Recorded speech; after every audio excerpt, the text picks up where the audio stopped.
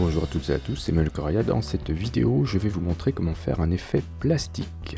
Cette vidéo fait partie d'une playlist dédiée aux effets et aux styles de calque dans Photoshop.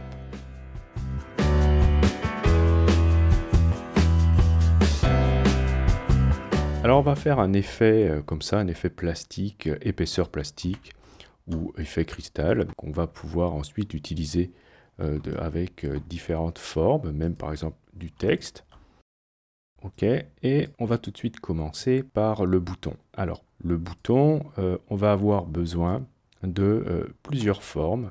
Je vais vous montrer. Donc, je cache le dessus, je cache le texte et j'ai créé comme forme de base un rectangle avec des bords arrondis. Alors, je suis allé chercher ici l'outil rectangle arrondi. Ok, et j'ai choisi le paramètre forme avec un fond mais pas de contour. Alors ensuite, je l'ai posé très simplement comme ceci. Vous pourrez ensuite, dans le panneau propriétés, si vous souhaitez, modifier l'arrondi des angles, ici, avec ces 4 paramètres. La largeur de cette forme fait environ 480 pixels de large sur 125 pixels de haut. C'est pas tout à fait ce que j'ai là, mais c'est vraiment une fourchette. C'est pas très important à ce stade, mais essayez au moins d'être à peu près autour de ces dimensions, car vous savez bien qu'avec les effets, la dimension compte. Donc, je vais laisser comme ça, et je vais vous montrer ce que j'ai ajouté ensuite. J'ai tout de suite ajouté un effet à cette forme, un effet d'ombre portée. Alors l'ombre portée, je l'ai paramétré comme ceci, en mode produit, avec une couleur bleu sombre, un angle à -28, distance 25, maigri 29 et une taille de 59. J'ai laissé la qualité, le contour par défaut. Ok, donc ça me donne, si je l'active maintenant, ce résultat. Donc ça va me servir pour le fond de mon bouton. Je vais ensuite ajouter un texte par-dessus. Ok, donc sur un calque texte, vous prenez l'outil texte et vous écrivez ce que bon vous semble. Ensuite, j'ai dupliqué le rectangle arrondi, donc je peux le déplacer avec la touche Alt et je vais le mettre au-dessus de mon texte dans le panneau calque. Ok, et je peux supprimer l'effet, je vais tout recommencer de zéro. Ok, donc je le jette à la poubelle puisque moi je l'ai déjà fait. Il est ici. Bien, ce que j'ai fait ensuite sur ce calque, c'est que je suis allé mettre le paramètre fond à 0. Voilà, il est très important que le fond ne se voit pas. Ça, il ne va pas recouvrir le fond et la forme d'en dessous et notre texte. Et ensuite, on va commencer par biseautage et estompage. J'ai choisi comme style un biseau interne. Je ne souhaite pas avoir une épaisseur supplémentaire, je veux vraiment que l'on ait l'impression d'un effet de volume au niveau de mon bouton. La technique, j'ai choisi lisse et la profondeur, je suis allé la mettre, voilà, on va arrondir à 700%. La direction est sur haut, la taille est à 21 pixels et j'ai mis un petit effet de flou de 12 pixels. Voilà, si on ne met pas le flou, on obtiendra quelque chose d'assez dur et ça peut être aussi très intéressant d'avoir un effet comme ça. C'est vraiment vous qui allez décider de ce que vous souhaitez faire. Ensuite, au niveau de l'ombrage, j'ai utilisé l'éclairage global et j'ai décidé de faire un éclairage provenant de la direction gauche et haut. Ok, donc ici, donc ça nous fait du 141 degrés à 26 degrés d'élévation. Et le contour brillant, je l'ai laissé par défaut. Donc là aussi, vous pourrez bien sûr faire des tests. Là, c'est beaucoup trop fort. C'est pas celui-là qu'il aurait fallu choisir. Voilà, là, c'est pareil. Donc, par rapport à ce que j'ai choisi, moi, il me semble que par défaut, c'est très bien. En ce qui concerne les couleurs, j'ai mis du blanc partout.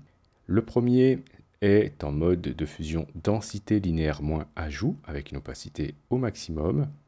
Et pour le dernier, pour les ombres, j'ai aussi mis la couleur en blanc avec une opacité à 22% et le mode de fusion est en superposition. Alors ça nous donne cet effet-là ici. Pour vraiment obtenir la même chose, il faut ajouter un contour, cocher contour et choisissez comme type de contour, voilà, ce profil-là, donc c'est la troisième courbe. Ensuite l'étendue, vous pouvez la mettre à 50% ou 56% comme moi et vous allez obtenir le même résultat. Donc après, ce sera à vous de voir si vous souhaitez plus ou moins d'éclairage. Il suffira de baisser l'opacité ici des tons clairs, et des tons foncés, puisqu'on a aussi mis de l'éclairage à ce niveau-là. Vous pourrez aussi essayer avec différentes couleurs en fonction de l'environnement de votre bouton ou de votre calque, puisqu'on va considérer bien sûr que ce qui est reflété là, c'est ce qui se passe autour. Alors là aussi, j'ai ajouté une petite ombre interne qui est avec le mode de fusion superposition et placée en blanc. L'opacité, je vais peut-être la réduire. Voilà. En fait, c'est pour créer un petit effet lumineux à l'intérieur. Alors, je pourrais choisir une autre couleur hein, pour bien faire, si je veux encore peaufiner les effets. Et si vous voulez voir l'ombre interne, vous pouvez décocher biseautage et estompage pour travailler voilà, avec cette ombre et choisir le mode de fusion que vous souhaitez. Alors là, l'idéal, ce serait que ça ajoute de la lumière hein, plutôt. Voilà, ceci pourquoi pas, pour qu'on ait une impression en fait de lumière projetée par la vitre hein, qu'on est en train de réaliser au-dessus. Voilà, par exemple. Donc on peut voir avant, après, ça nous donne un petit effet d'éclairage quand même, qui est ma foi sympa, mais encore une fois, c'est vraiment des suggestions, hein, ce sera à vous ensuite de choisir l'effet que vous souhaitez. Après, j'ai ajouté un effet satin, ce qui va renforcer encore l'effet de réflexion. Et l'effet satin que j'ai mis, c'est un effet avec le mode de fusion densité linéaire moins ajout, en blanc, avec une opacité à 21%, ça suffit, hein, parce que sinon si je booste, voilà, ça fait quelque chose de trop lumineux. Et j'ai mis l'angle à moins 59 degrés, une distance à 74 pixels, une taille à 35, et j'ai choisi le contour, voilà, c'est celui-ci, celui qui ressemble à ça, voilà, avec des petits sauts de mouton comme ça. J'ai choisi de cocher lisser, et je l'ai inversé, voilà, pour avoir quelque chose de lumineux, plutôt que d'avoir l'inverse. Mais encore une fois, c'est à vous de tester.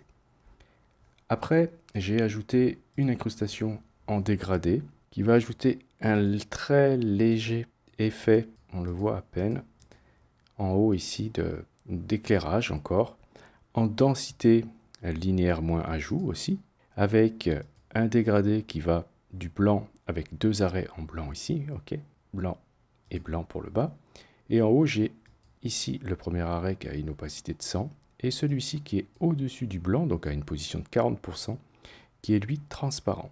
Et là, vous allez pouvoir jouer avec l'opacité pour obtenir encore plus de réflexion, plus de brillance de votre bouton. Donc voilà, vous pourrez jouer avec ce paramètre si vous voulez augmenter la réflexion. Vous pourrez même vous amuser ensuite à tourner l'angle pour avoir voilà, un bouton qui est, alors peut-être dans l'autre sens, hein, ça sera important de l'avoir comme ceci. Ça va nous ajouter en fait des réflexions supplémentaires. Donc là c'est pareil, jouer avec l'opacité. Alors ici, je ne vous l'ai pas dit, mais vous l'avez certainement noté, j'avais inversé le dégradé. Et bien sûr, il est aligné sur le calque. L'échelle est, quant à elle, à 100%. Après, j'ai ajouté une petite lueur externe, mais qui est vraiment très très légère, qu'on voit à peine ici. Si j'augmente l'opacité, on va la voir. Voilà. C'est pour voilà, donner l'impression que la lumière traverse le bouton et va ensuite être projetée tout autour.